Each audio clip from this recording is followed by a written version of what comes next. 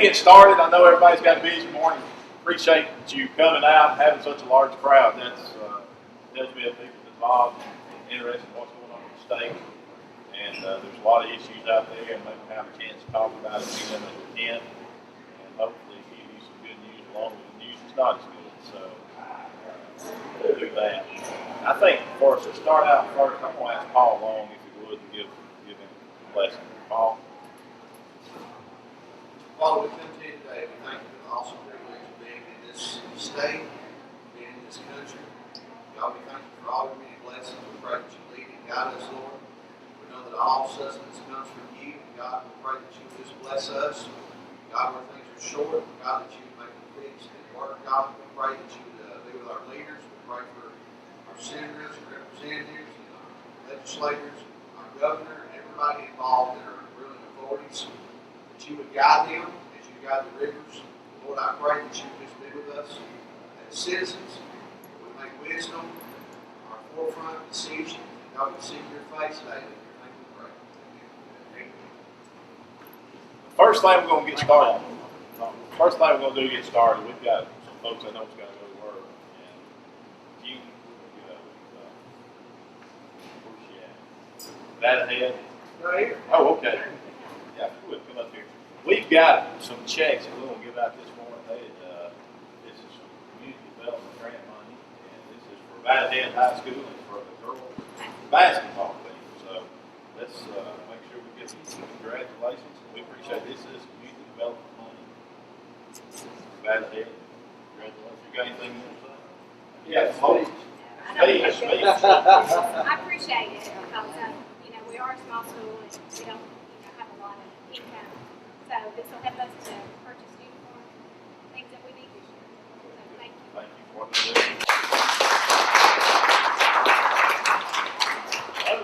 the other check we got from Fort Payne High School. This is community development money too. And we've got $2,000 for the cross country team, and then we've got an additional $8,000 for the school. So a total of about $10,000 for Fort Payne High School. We appreciate what they do.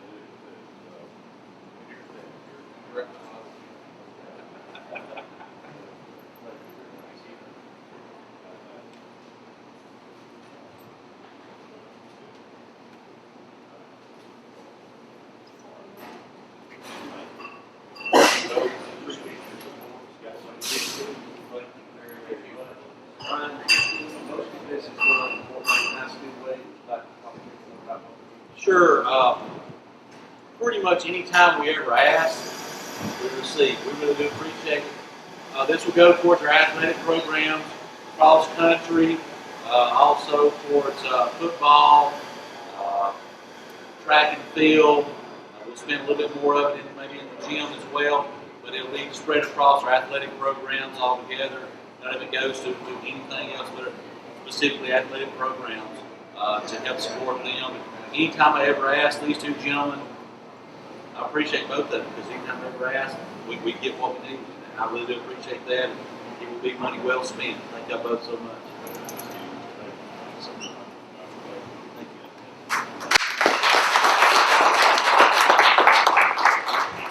Yeah, Steve and I have been having different community meetings throughout the county, and this is the idea that he had gotten from one of his legislative members in Shelby County to have coffee. I couldn't think of a better setting than the spot for paying for a coffee or a morning meet and greet or a conversation. One thing I want to say, that we've had the opportunity to do, being in Montgomery, we see a lot of different levels of education and the quality of education.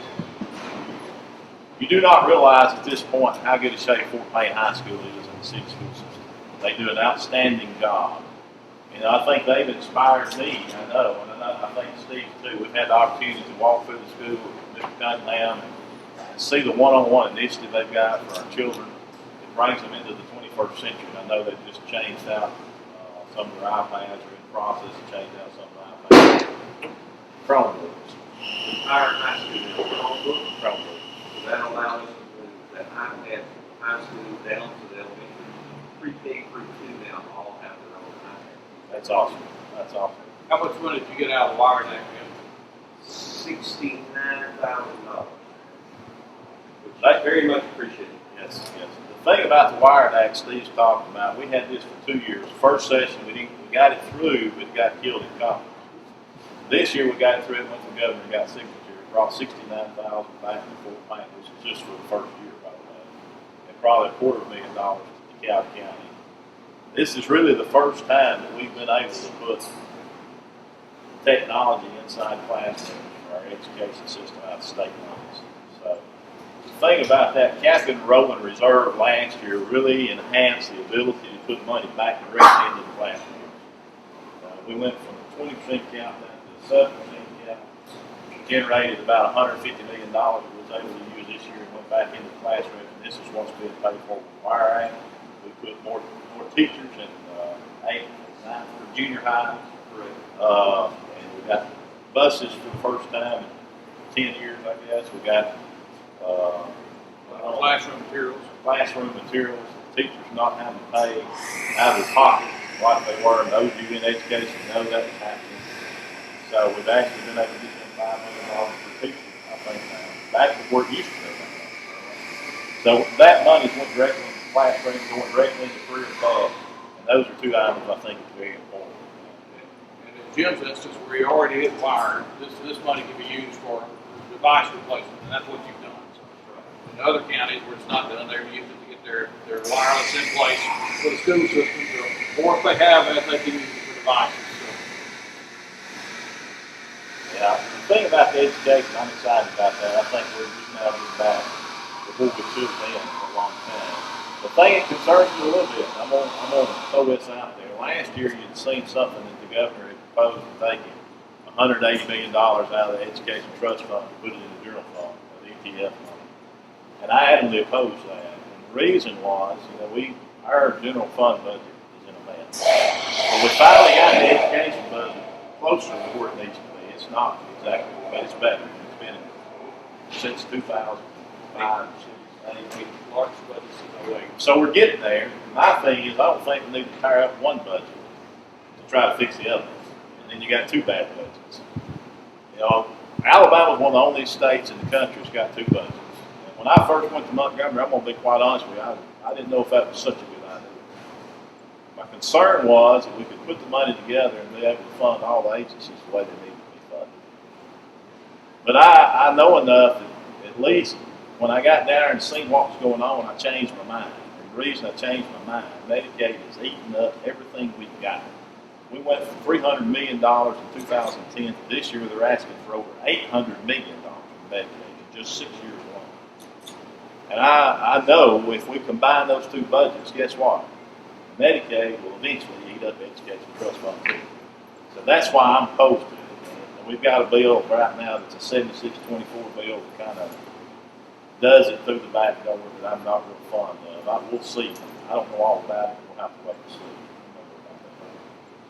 Yeah, well, back to what he's talking about, Medicaid was $85 million short of what they requested. Now, we level funded most agencies inside state government, with the exception on the general fund side, with the exception of Medicaid, corrections, and mental health. All of them got a slight bump.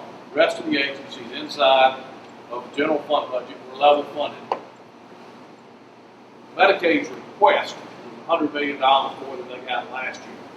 We didn't have money to give them. We ended up being able to provide $15 million off the Remote Sellers Act that was passed the previous year. That was basically a volunteer taxes on your internet purchases. You don't realize this. Most of the things that you buy that are online don't have tax on them coming to Alabama. Directly competing with our bricks and mortar like we're standing in today. It's also taking money out of our friends with the education system. But that Remote Sellers Act was a compromise agreement that was passed last year. And quickly, within 1 quarter, 2 quarters, we had estimated $15 million worth of revenue. So we're not sure where that's going to end up. That'll give us perhaps some more money from Medicaid, but we have no control over anything that happens inside Medicaid. I sit on that Medicaid study committee that's been done this year. We had 6 or 7 hearings in Montgomery, and it's an hour and 50 minutes. If you ask a question, what can you control? You've got X number of youth coming in the program. What can you do about it at the state level? Nothing we can do at the state level. It's all controlled from the feds. So in 2014, the legislature passed regional care organizations. RCOs for Medicaid. The idea being they put in different regions, and in our region it's Huntsville Hospital, Birmingham, Tuscaloosa, Montgomery, Mobile, and then down in the Wiregrass and Oakland area. It's like 7 regional care organizations to be established. This is the first attempt by any state. Here we are, Alabama's #1, to reform Medicaid. CMS in Washington, which is Medicaid, finally approved that back in February or March of this year. They finally approved it. That's the $85 million that the governor has us coming back trying to find money to fund this, because they're anticipated that these RCOs will be able to save us some $200 to $400 million. Obviously, Medicaid is interested in us doing this because they want to see this happen in Alabama. They multiply that times, the president say 52 states. Sorry. But you know, they want to see that happen because of the multiplier and the potential savings there. So that's what we're going back for, is to try to find a solution to Medicaid, and that's $85 million. When the Affordable Care Act was passed, there was about 700,000 Alabamians on Medicaid. This year we'll go over 1 million patients on Medicaid. For the first time, though, we had a meeting just this weekend. Craig Reed is the majority leader. He's the one that sponsored the SROs. He's going to be in Fort Payne actually to speak Saturday, which will be interesting. For the first time since the Affordable Care Act, we've actually seen not as much of an increase as we're seeing it level off now. And the thinking is with the regional care organizations, what it does, it places a doctor for Medicaid patients in every county. And what they'll do is they go to that primary care doctor to take care of their needs. What's happening today, I was in those hearings, and the lady that was over Medicaid said that in one incident they had one patient that went to the emergency room over 100 times in 1 year. Well, if you go to the emergency room, most of the time it's over $1,000. So you can imagine if you multiply that by thousands of people that's going to the emergency room and getting Medicaid, how much it's costing the state. So what they'd do in this case, they would actually go to the doctor, to the Medicaid doctor, not to the hospital for emergency room visits. So you can see how much that would save. The estimates is anywhere between $200 and $300 million. We hope that's the case, but you got to have the funding to put them in place, and that's where we're at today. One of the things that drove the enrollment up on Medicaid is the fact that when the Affordable Care Act was passed and these enrollers were out working to get people on the Affordable Care Act, is they would realize that as they went through the process, that they realized that people qualified for Medicaid. So they bumped them over into the Medicaid program. Now, all those numbers pretty well should be leveled out, so we shouldn't have a tremendous increase in Medicaid enrollment in the next few years based on that. So, second word in my head, sorry. I don't know about that. The thing with Medicaid is it is creating a tremendous burden on the budget. You know, it's kind of shoving everything to the side. I've seen some retired state troopers here. Thank y'all for what y'all do and what you've done for us. But we do not have enough state troopers on the highways in Alabama. You know, they've been pushed aside, and a lot of that's happened because Medicaid had to have money. You know, we don't have enough people in economic development. The reason is because Medicaid's pushed to the side. You know, we don't have enough people in some of the other agencies where it's mental health that has been cut back because of Medicaid. I mean, so we've got to find a solution. And borrowing money is just kicking the can down the road. And the thing about it is, we've got some issues with BP that we've been talking about. Steve and I, being from North Alabama, pretty adamant about where the money should be going. Some of the guys from South Alabama was pretty adamant about where their money should go. So that's a debate that will be carried on. So, you know, there's a lot of issues that face our state, and we've got to fight them. But I think, you know, all in all, we've had some success over the last couple of years that gets buried in a lot of issues that the TV or the media would rather carry, whether it be the Speaker of the House or the Governor or Roy Moore. You know, when people talk to us about that, how does that affect the operation of the state? You know, how does it affect you as a legislator? It does. You know, you guys sent me down there to do a job, and that was to be the voice of you, the people. Our job is to do the people's work. And that's what I do. And that's why I didn't sign the impeachment process. We got an ethics commission. If the governor did something wrong, they're going to find him. Ask my couple. They found him. You know, one thing Steve and I was talking about on the way down here with Mike Hubbard, if he was the speaker that helped the governor, Bob Riley, called a special session to pass ethics laws in 2010. Prior to those ethics laws, what he'd done, he would not have been convicted for. Think about it. I mean, he set his own trial, really, if you think about it. The process works. It does work. You know, we started the 16th session off with everybody talking about the distractions, the three distractions, the governor, Roy Moore, and the speaker. And, you know, the Senate, I don't think had any issues with any of the above. And watching the House work, I don't think they had any issues. We had a good section and all. Is it a distraction? Timmy Durr, does it affect economic development? I know Greg Canfield was out working. You also know that anybody that's looking to come to Jackson County or DeKalb County is getting the newspaper and they're reading what's going on and what's going on in the state. So it is a little bit of a distraction. We need to put that behind us. Hopefully, locally, we have a machine in place. We have one in place with Secretary Canfield that operates very well. We've had a big bang here, you know, with Airbus and over in Huntsville, Remington and Polaris, $600 million announcement in Google and Jackson County. There are people looking. They're looking. They're watching Alabama. They're watching where we're headed. Now, some of the things that's going on last year, we passed the most moving economic development package Alabama's had, period, in my opinion. Any of that, you tell me. I think it puts us in the top 10 states as far as recruiting industry. We're starting to see that. Google was the first plant in Alabama that used those incentives. You know, and the thing about it is, and Jimmy will tell you better than I can, working with him through the years in economic development, a lot of times you may not see dirt being moved for a new plant, or you may not see iron going up, but you got the plants that's being stable, and then you got plants that's growing. Sometimes retention of existing jobs is more important than new jobs. And I think in the last couple of years, we've been lucky. You know, we had a hit about a head, but everybody with the economy and the return of the shawl, you know, everybody kind of got away from carpet. We knew that. The economy had turned down. We knew that wasn't going to last. I mean, that's just common sense. But you see the people like RTI expanding. They've doubled their capacity.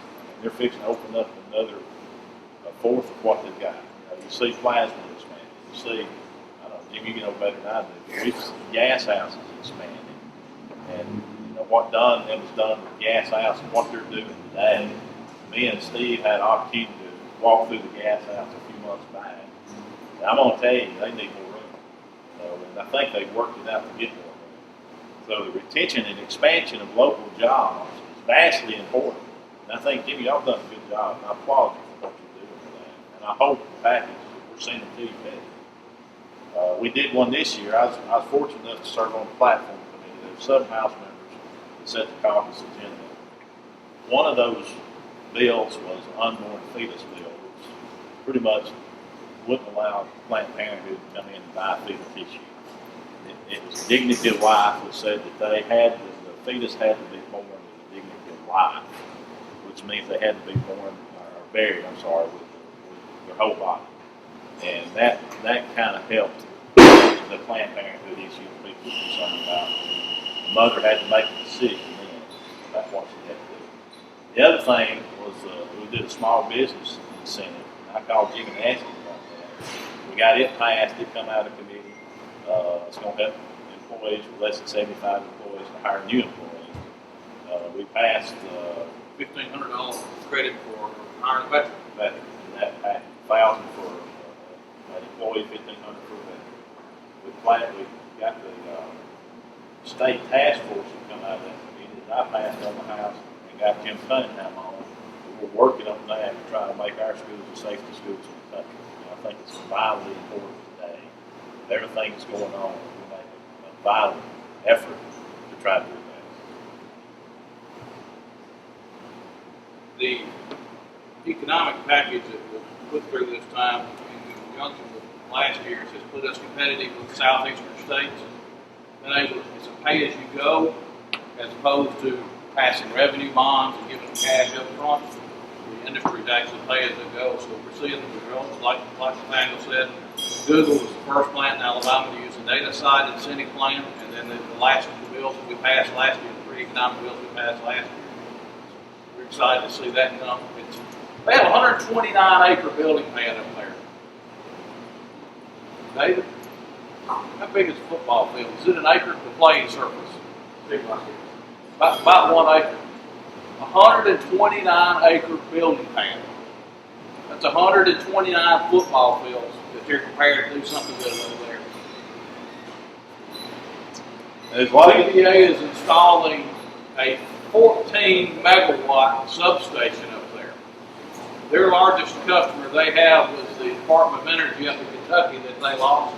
And the substation they had feeding that one was less than 1,200 kW. They're thinking big, and it'll affect all of us. Especially education. They are really a piece of the education. Now, we've talked quite a bit. We might not cover the subject you wanted to hear, and we'll try to cover everything that you want to hear. But it's, to me, being able to come out and talk to people to serve, I enjoy that. It gives you a chance to really know what's going on. I mean, you see it in the paper, you may read it, but to hear the details, I think it's, for me, I think it's important. One thing people didn't mention is what we should have. Judge Osborne chairs our economic development committee. The money that you've seen us give to the schools comes through his committee. Judge, I want to tell you how much we appreciate what you do, and I think the only thing I'm going to disclose is about Judge Osborne. The night we had the governor in Fort Payne, there's a sweet lady up Lookout Mountain makes the best apple pies you've ever eaten. So we got done. I didn't eat till it was over with, so I get over there and when there's no more apple pies. Well, I'm just devastated. I want apple pie. So I look over at Austin, he's got 4. So I said, you're going to have to give me one of those apple pies. And he licked the first one, so I didn't get it. So we had an event just this week in Rains, one Judge Osborne's there, and the lady made apple pies again. So I'm over there and they're gone.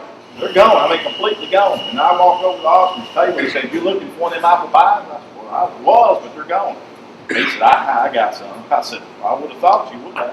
He said, yeah, they're in my wife's purse. I said, you're lying. He said, no, I'm not. She cracks her purse open and pulls the apple pie out. That was my breakfast yesterday morning. We appreciate what he does. We appreciate, the mayor and city council, I know Red was here earlier. Mayor, we appreciate working with the people of Fort Payne. I think we've had some good success with roads and infrastructure and things like that. We appreciate that. Jim, we appreciate you guys working with the Board of Education. I think Judge Taylor was here earlier and I didn't recognize him. I'm sorry for that. Anyway. Let me tell you how fun it is and enjoyable it is to work with Nathaniel. We've been successful bringing little money back to DeKalb County.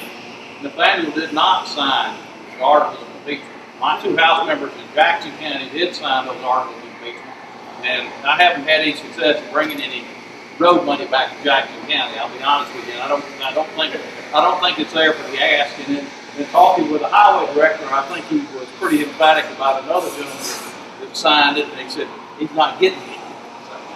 So I appreciate Nathaniel not doing that and us being able to do some things for DeKalb County. Can I ask my question? Or you want to get into that next? What kind of question? Go ahead. Yeah. Yes. Special session starts Monday at 4 o'clock. The governor sent out a 3-page bill. Basically, do you favor a lottery for Alabama? Let me kind of talk through this just a minute so you understand how complicated this is going to get. It's not just going to be a lottery for Alabama. Questions for you. Do you favor a lottery for their education? Your hand.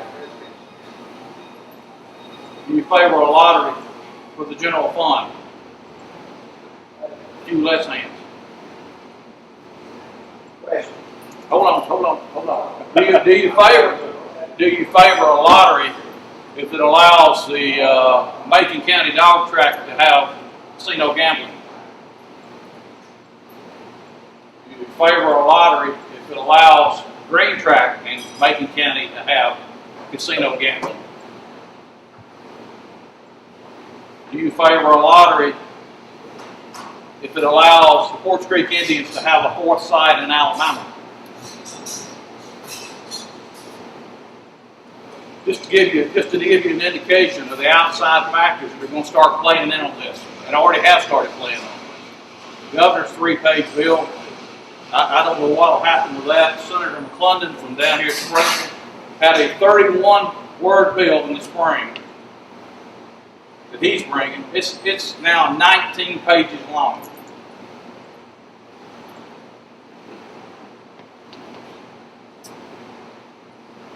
I've got the bill that Senator McClendon sent out yesterday morning. He actually sent it to me. You know, if you look at a lottery bill, first thing, it's a constitutional matter. You know, the people's going to have to decide whether they want it. You know, as far as me being a lottery person, I'm not. You know, there's $1 billion in the lottery a few months back. Somebody asked me, he said, well, wouldn't you like to win that? I said, they ain't going to happen. They said, how come? I said, you buy a ticket. I said, I don't buy a ticket if it's $2 million. I just don't buy lottery tickets. That's not my thing. But as legislators, I think the majority of the people in this district, I think, want to vote. You know, they either want to vote for it or they want to vote against it. You know, they want the opportunity to vote. The bill that McClendon had, it kind of broke it down. I think it put, and I'm going to do this off the top of my head, and I just looked at it one time. So it put $10 million in pre-K. Alabama right now has got the strongest pre-K program in the nation. It's working. Ask Jim Cunningham. It's working. It put $15 million for scholarships for 2-year career tech programs. Alabama is falling behind in labor. Today, 60% of our workforce could retire. If we don't start getting people prepared for those jobs, we're going to be in a mess. It doesn't matter how hard we recruit. We're not going to have the employees to put in. Am I right or wrong? You're right. So that puts $15 million in scholarships for kids that probably couldn't afford it.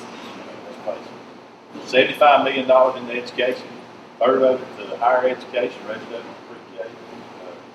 pre-K, K-12, and then the rest of it went into the general fund. It took care of the ongoing discussion about the Quartz Creek Indians. Quartz Creek Indians in Alabama's got 3 sites. Last year they grossed $1 billion. You know how much tax they paid to the state of Alabama? Anybody care to guess? Nothing. 0. Not a dime, not a penny. This puts them where they have to pay 25% of their takings, which should have been done a long time ago. But the federal government protects them. You know, the other thing it does is it specifies, and I think, Jim, if you're going to have a lottery bill, whether you're for it or against it, have a good one. Does that make sense? You may not be for the lottery, that's fine. That's, you know, everybody's not, that's fine. But if you're going to have one, have one. Let the people decide what they want to do. 2 weeks ago, the Line paper had an article in it that the Lottery Commission over there wrote a $1.097 billion check to the Georgia Education for 2016 or the past fiscal year.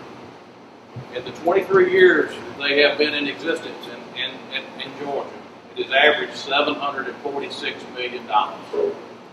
It's 23 years. It's not going to do that here, obviously. All right. All right. You gentlemen have just stood there and told all of us what good shape the Education Trust Fund is, and we didn't want to buy the new budgets because it would eat up education budget. I operate off of one budget. Everybody in this room operates off of one budget. All right. You've also told us, and I believe your own words, that what a mess the general fund budget is. So here we come, we're going to propose a lottery to put how much, what percentage in education. What happened to the general fund? You made the remark, not enough troopers. I agree with that. Don Staff just has told me that he made a trip to Concord last week, and there was 1 too many troopers on the road. He got there. What I'm saying is, why does it all have to go to education every time? I'm for education. If we've got a general fund budget that's in dire need, let me tell you something about the state of Georgia.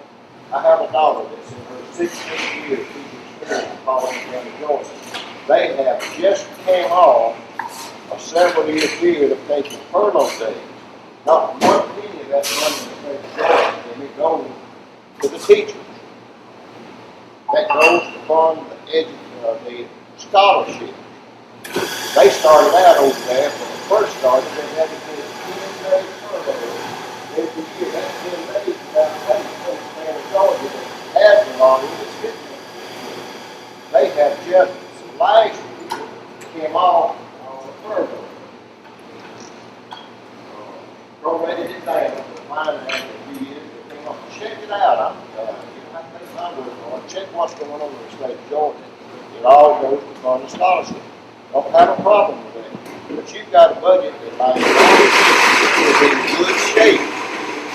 We've got a middle budget that's a mess. Let's do something about the budget that's a mess before when we got new revenue coming in. I think what you're looking at, what, $100 to $200 million, maybe max. Think about that. Well, I probably should have put the whole dollar amount up there. The Forge Creek Indian thing's going to bring in about $250 million. The lottery is proposed to bring in about $250 million. We're talking about $500 million is what we're talking about. And the majority of that would go into the general fund. Majority would go. Yeah, the 75, 15, and 10 goes to education. Okay, which is about $100 million. So that's what Clinton's bill. I don't know what bill's going to come out, which is about $100 million. But now, if that's the case, you got $400 million going into the general fund. So Let's just don't leave the general fund hanging. right. You know, it's just, the question is, will the public vote for it for the general fund? Yeah. Will they vote for it, period? Yes, sir. Now they bring up the point that the people that are going to be buying the lottery tickets are the ones that can at least afford it. Now, that is possible. But I have two friends that works at a courthouse in Birmingham that makes a trip through Fort Payne once a week going to Georgia. And the courthouse is a federal courthouse. So now, they're not doing that out of the goodness of their heart, going up there buying tickets and everything else. They're getting a certain percentage, and I haven't inquired what they're getting because it's none of my business. All I know is they come through here on their way to Georgia. So now, it's not the people that they're getting the money from can afford it. People said if the lottery is paid, it's only going to be detriment to the people that can't afford it.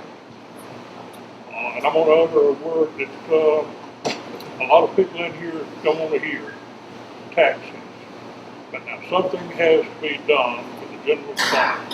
Either, and I'm looking at both of y'all when I say this, either pass a tax bill to get the general fund in the state of Alabama going forward instead of being stagnated and going backwards, or consider the lottery bill. Thank you. Thank you. This isn't new. We've been battling this since the early 70s.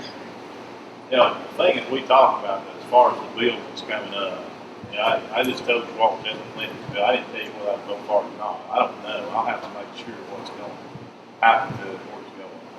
My thing is, I'm just not a lottery person. It doesn't matter. You may be, that's fine. But I do think people need to decide what they want to do. You know, do you want more taxes? Let me ask, Steve asked a question, let me ask you a question. Let me see the show of hands that would pay more taxes to get the budget in shape. How do we do that? I mean, pay more taxes out of your pocket to get what it needs to be. Okay? Now let me see a show of hands that'd rather have a lottery than be taxed. Yeah. I mean, yeah, you could look at it either way. The thing about a lottery, I will say this. Like I said, I'm not really a proponent of against right now. It's your choice. You know, you make the choice of what you do. You either do it or you don't. You know, it is a choice. tax is not. So there's a water issue. Threw it out there. We talked a little bit about BP a few minutes ago, the BP settlement. Yes, Can I share something? absolutely. I'm the director of missions for the Cal Baptist Association, so I'll put my Christian label out there to begin with. I don't believe there's a good lottery bill, no matter what it is. And it is true. I've looked up statistics. You make $14,000 a year. There's a stat that shows you're going to spend $700. If it's available, you're going to spend $700 on gambling, making $14,000 a year. So there's realities that are out there. The reality is, if there's a lottery that's available, and I think all of them have at least some language that will eventually mean more gambling. Whether it's in, even the governor's, has subtle language in it, according to the Alabama Citizens Action Program lawyer. There's subtle language in there talking about the game of chance that he believes they'll end up being an expansion even of that bill. So what we're going to find, and as we say we're going to give people right to vote, there are going to be people, and y'all know the polls, I'm sure you do, about the lottery and what people favor or don't favor. And would you say that the polls favor passing the lottery? That it will pass in November if it's on the ballot? You think the polls say that? I haven't seen the poll review. I know I haven't seen it. I've heard people say there's a poll that said yes.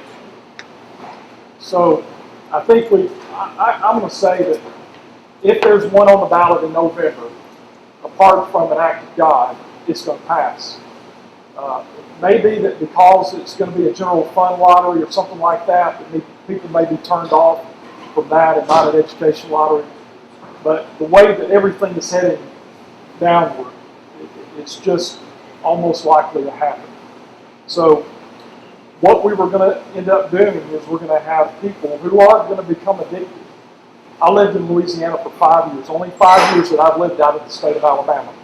When I got there as a seminary student, they had the lottery. When I left 5 years later, they had a land-based casino. Because it will never, the revenue that comes in will never be enough.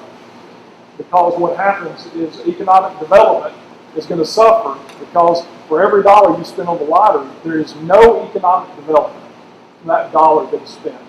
It simply goes into a fund that will pay out a winner, and that winner will end up, we were talking about earlier, I think it's about 70% will lose every bit of what they have within 5 years. So not even that is a positive. So you're taking money out, you're making people become dependent on going there and going there and going there, trying to think that, and the video that will certainly come as a result, because there won't be enough. 5 years, we'll say we're going to have to expand gambling because we've got to make sure that we shore up Medicaid. At the end of 5 years, it's going to start tanking. Yes, it's going to go down. So there's no good lottery. It's going to start going down, and the addiction to gambling will be there on the part of the legislature, and they will have to expand it in order to fund. This is what we're doing. We're just funding Medicaid.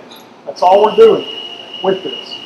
And then you're going to expand gambling, and the machines, the video machines, they exist to addict people to the machine. I mean, they've actually, I've got studies that say that their purpose is for that person to sit there until they're absolutely drained of everything that they have. And so, what I would say is that to give the people the right to vote, sometimes you have to save people from themselves. I mean, if the majority of the people in the state wanted to legalize marijuana, would we be in favor of that? Would we say we want a constitutional amendment for that? If the majority of the people in the state say we want to legalize same-sex marriage, would we be in favor of that, although it's already legal? You see, we can say a lot of things about letting the people have the right to vote, but when it comes down to it, sometimes you've got to save people from their own behavior. And that's what's going to happen. And we as a community are going to end up having to fit the bill for the harm in the long run that it will do. And it will take money out of the economy. And for every job that's created, it will create one or more addicts to the game. So please, I urge you guys, don't vote for this thing. Don't vote for it. You're exactly right. It'll peak after 5 years, and the revenue will start falling off, and then they'll have to be looking for something else. Basically, we've got prime examples of the addiction that they'll be happy to share with you, that they'll share with me. Louisiana's $1 billion short on their budget. Yeah. I mean, they're $1 billion short, and they have every form of gambling known to man. They have video poker machines including oil and gas everywhere in the revenues. state. They don't just have them at dog tracks; they have them everywhere in the state. And yet they are, I mean, $1 billion short on their budget. So it just won't work, guys. It won't work. It's big dollars, and it brings in a lot of perhaps undesirable that happens often. Any of you get a call this week from the Mobile Press Register? Let's see, what's today? Thursday, Monday night. They were doing push button polls. I got one. They kind of work for a Court Street group. Where, Chester, you had something you want to say? Yes, I am never called a lottery ticket, and my wife is in passion. I still don't buy a lottery ticket. I spent 27 years in law enforcement. I voted against the liquor referendum to the Fort Payne. I average anywhere from 15 to 25 DUI arrests a month while I was in the uniform Department of Public Safety. Now, I am a prolific reader of the newspaper. One off of Sand Mountain, one here in Fort Payne. And I read the arrest report. And I'm sorry to say that I made more DUI arrests in my career in a month than the city of Fort Payne, the sheriff's department. Now, there's not one report there read. I can't include Collinsville, Geraldine, Five, any of the small cities and everything. So now, we talk about what we're going to do and everything. And now, all indications, DUI arrests falling to the wayside. I don't know whether that's because they got a designated driver or what. I'm not in town enough the gathering information to know how big the crowds are. So now, we've got liquor, goes to the city of Fort Payne. The city of Fort Payne gives it to school, police. That I can't see. So now, we're always, as I said, people said, we people that leave for it, either pass the lottery.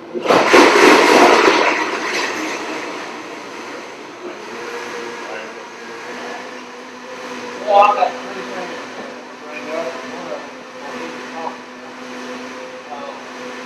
as far as law enforcement goes, we have less problems today than we did prior to alcohol referendum. Don't know exactly why. I do know that the way that the law is set up, and the way that we limit advertising, this, that, and the other, the fact that we just don't have bars and have food that goes along with it. I think that's it. Everywhere. Second thing, as far as the lottery is concerned, we don't need the 18 age limit. We need something that the average person can look at and understand. A lot of times on the ballot, it's just, a couple of lines, and you don't know the details. So, definitely that. Thirdly, I want to give these guys some credit. We just got the Featherhead Road paid. It's been 20-something years since it's been paid. It wouldn't have been done today had been these two guys, so with me and Ricky Park Road, to talk to the DOT. And what they ride that road. It's not striped, but it's finished. And we appreciate it very much.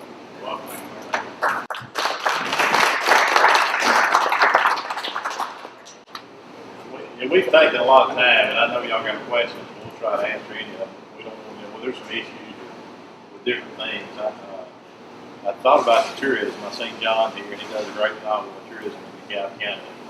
Two things I want to mention for sure, because This is a little different than what we talked about a lot. I'm kind of floating around on it, trying to get the direction to take. But this, I'm not. Steve and I passed a bill in the last special session to repeal 845. What that does, it's a local bill. In DeKalb County, if someone leaves office with less than a year and a half on their term, 12 months on their term, there has to be a special election. We had an election last year of two constable elections, and they were just in part of the county, it wasn't in the whole county. How much does that cost? $90,000.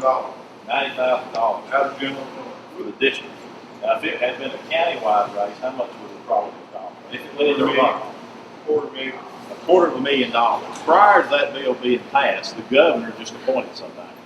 If you don't like who the governor appoints, guess what? In 2 more years, 3 more years, you can vote against them. But there's no use of DeKalb County spending $250,000 to do an election. So you'll see on the ballot in November to repeal 845. Steve and I passed that bill. I encourage you to vote to repeal it.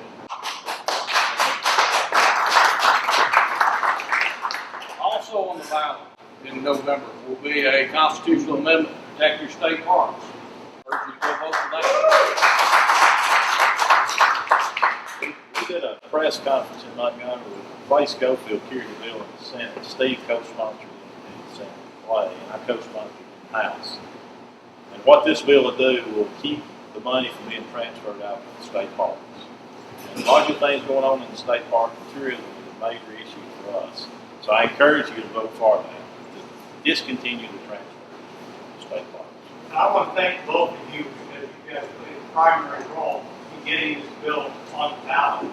To have this kind of representation right in our area. So I don't know how many are on your committee, but maybe 3 or 4. Lady Schofield, which is the Ledbetter. This is very important to the economy and the entire state. To have these state parks.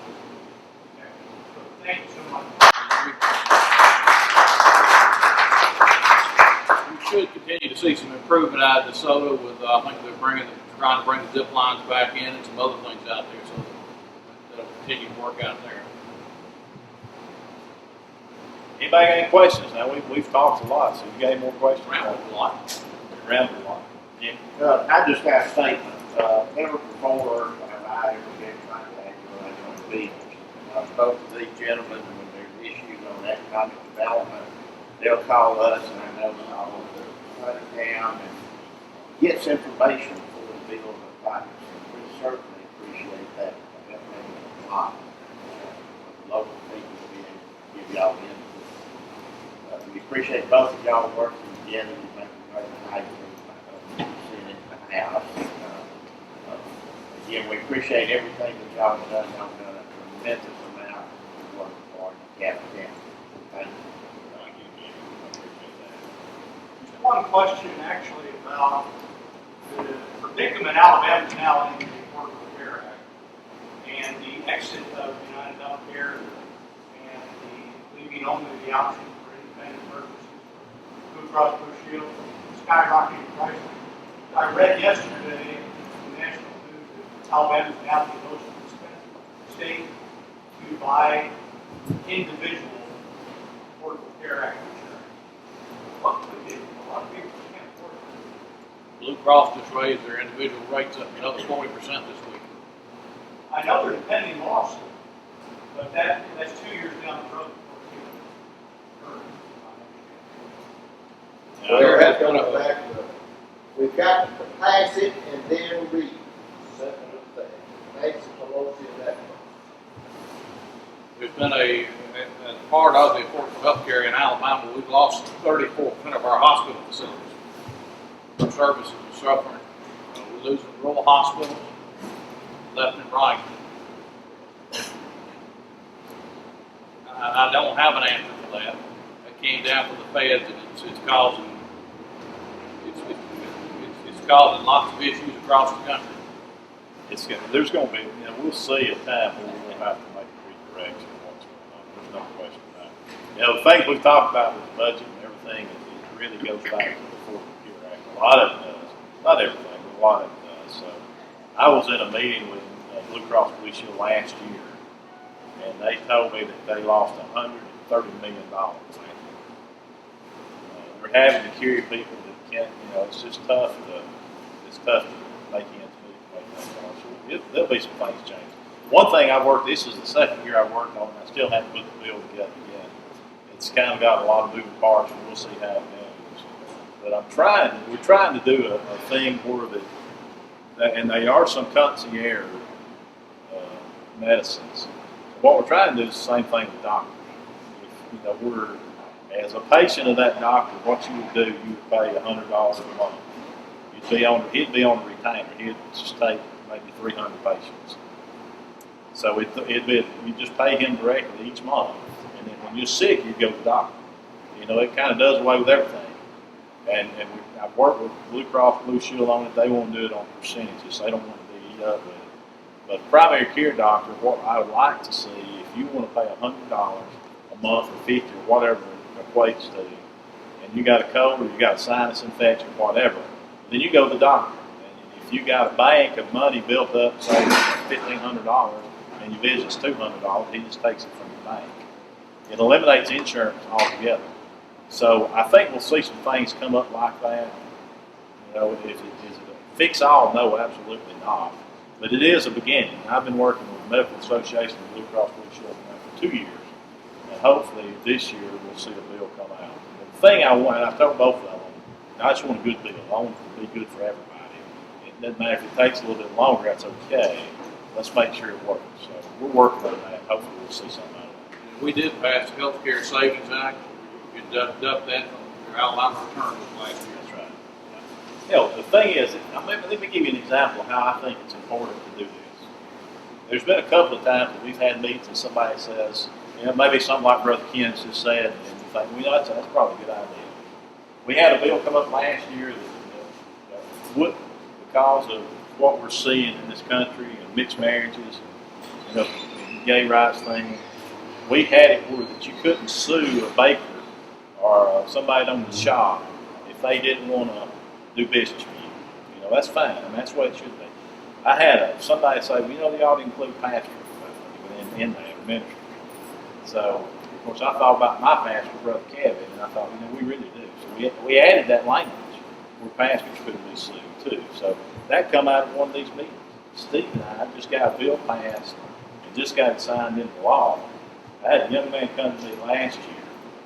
I'm talking too much. I apologize. I'll get through You're doing a good job. I had a young man come to me last year, and he had been in a terrible situation of domestic violence. He had been beaten so bad that he lost his hearing in his ear. He got out of the situation, and he come to see me.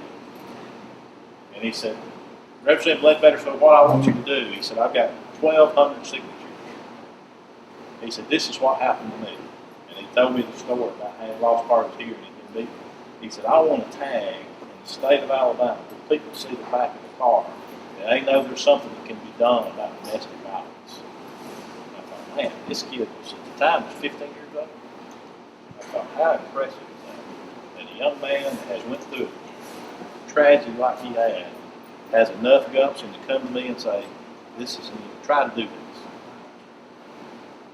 And I'll have to be real careful. But we got it on the floor. And I went to the people in the tag department. They said, Representative Ledbetter, you can't do that. I said, what do you mean I can't do it? They said, well, you got to have a 501c. I said, this is a 15-year-old kid. He don't have a 501c. He said, well, he needs to create one. I said, well, that's the stupidest thing I've ever heard. Excuse me. But, I said, there's got to be another way. So we get with the revenue department and they say, we can do it like the Helping Schools tax, where each county gets to keep the proceeds to help fight domestic violence in that county. So I said, that's a good idea, let's do it. So we got it through the House, through the committee, through the House, and Steve carried it in the Senate. And we went down 2 weeks ago and signed that bill into law with the governor. Every county in the state will be getting money for domestic violence, and if it prevents one kid from being put in the situation he's put in, it's worth it. But that come out of somebody coming to us.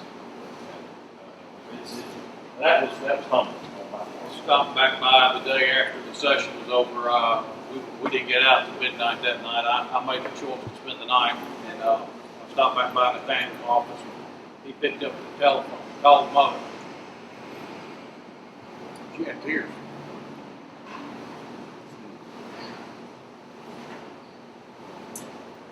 It's good to get the help. Tremendous amount of domestic violence that occurred daily when we have this police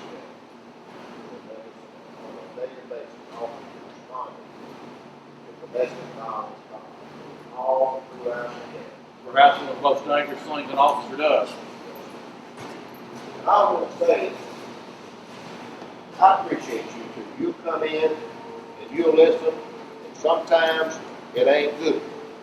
But I appreciate what you're doing for the citizens of DeKalb County.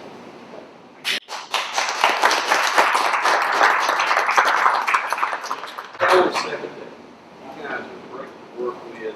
It means a lot as a school superintendent to get a call, even from the floor, from the legislature saying, there's a bill on the floor that's going to affect education. What do you think about it? How will it affect Fort Payne City or DeKalb County? I really appreciate that. You understand the power of education. Thank you.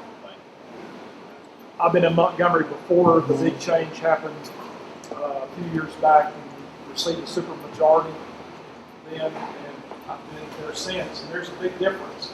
It's still, I want to get in and out as quickly as I can, but there is a big difference that's there, and especially the way to begin with.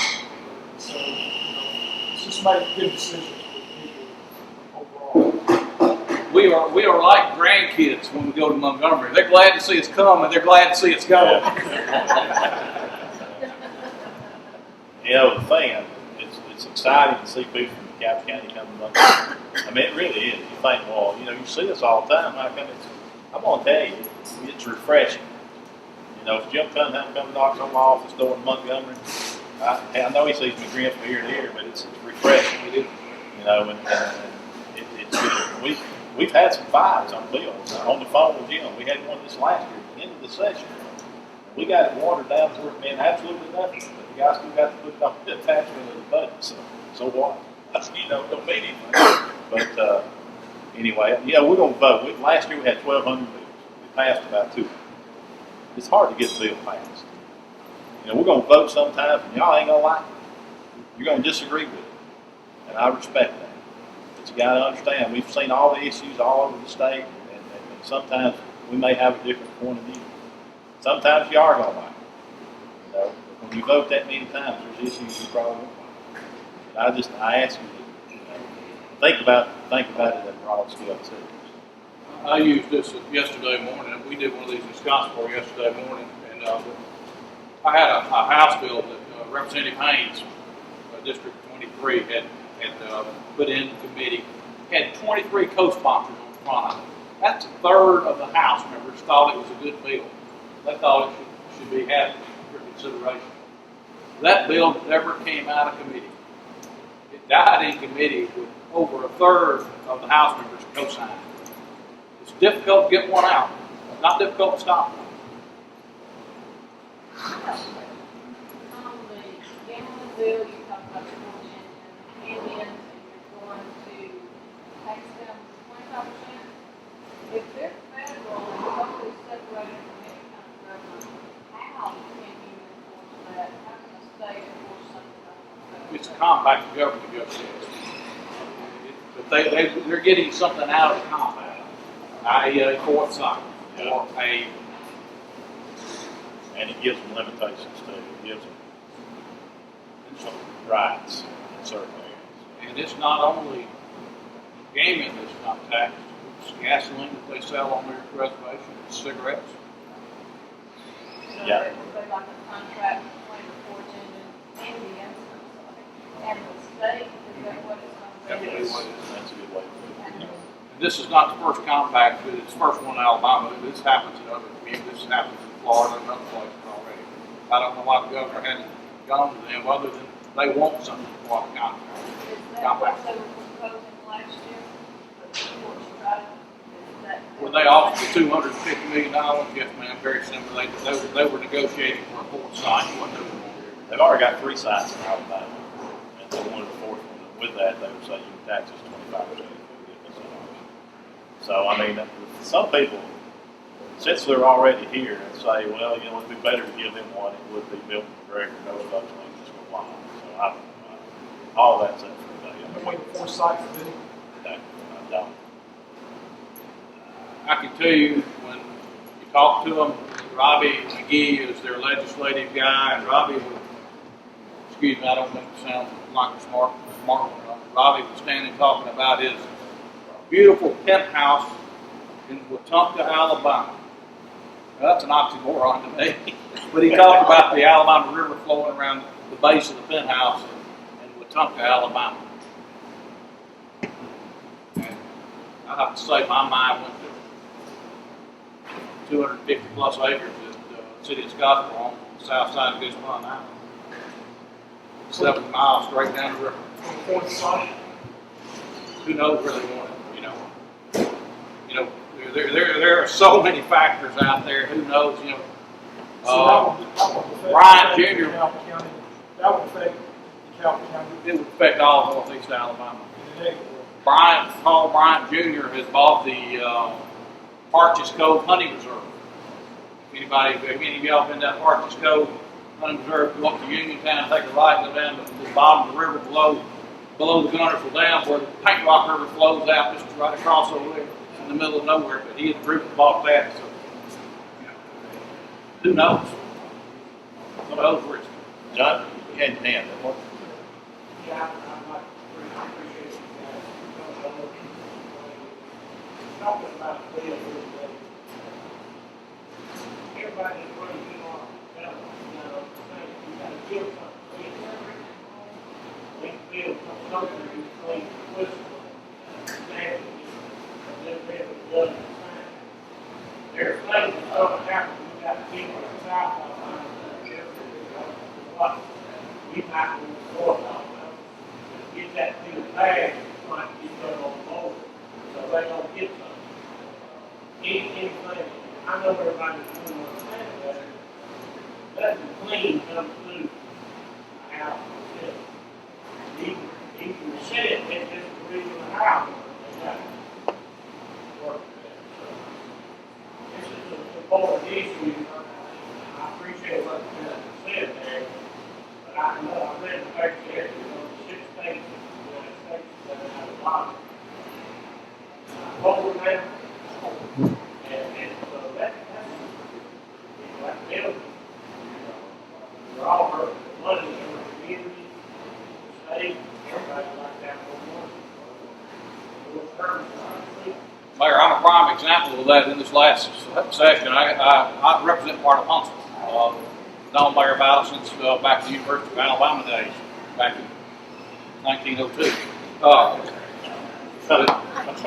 I carried an economic development bill for them.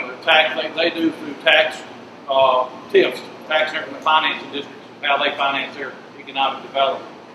We just passed the Birmingham bill where we stopped the minimum wage in Birmingham being set locally as opposed to statewide. I knew I had a problem with black caucus. I went and talked to them. They understood the bill was important. They said, we're going to talk. We're mad that y'all should have stayed out of this. But we had an understanding. When I got the microphone with my bill, I looked up and one of my fellow senators from South Alabama, Tripp Pittman, was standing there prepared to filibuster me. It was over the BP money that came up 30 days later. So you're right. It happens. It does happen. I did get the bill through. Yeah. one more thing, something back up the room, and what about the convention center on the Gulf Coast? I'd like to, before I die, I'd like to go to it. They let the contract on phase 2 last week. Yeah. It's going to happen. I mean, it's been in a lawsuit. You know, the lawsuit just got dismissed, so it's going to happen. Part of the BP money is going to help do it. It's a shame the state of Alabama doesn't have a convention center on the coast. I mean, businesses, organizations can't go down there and do it, they got to go together. Let's total somewhere else.